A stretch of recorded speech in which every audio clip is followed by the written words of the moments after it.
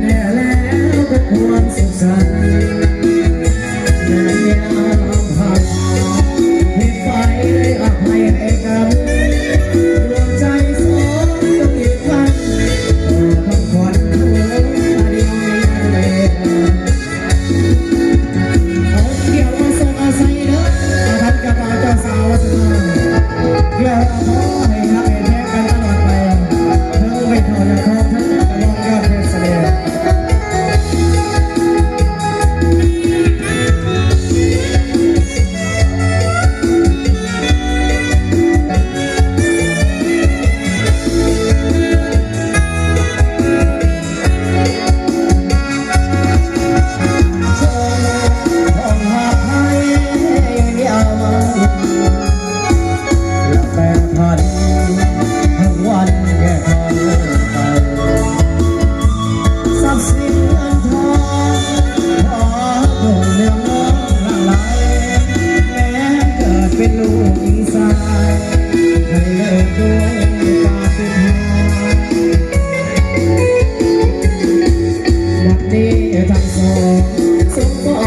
เป็นคู่กันแล้ว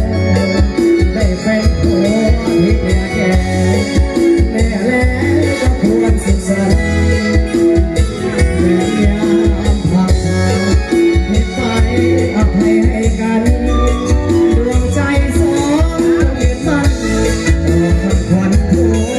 เดียวไม่ยังเหลือ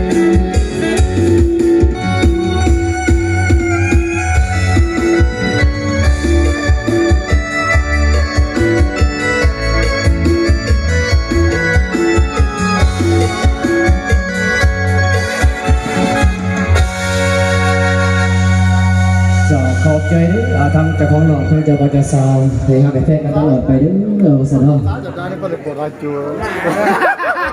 อันนี้เราพูดว่า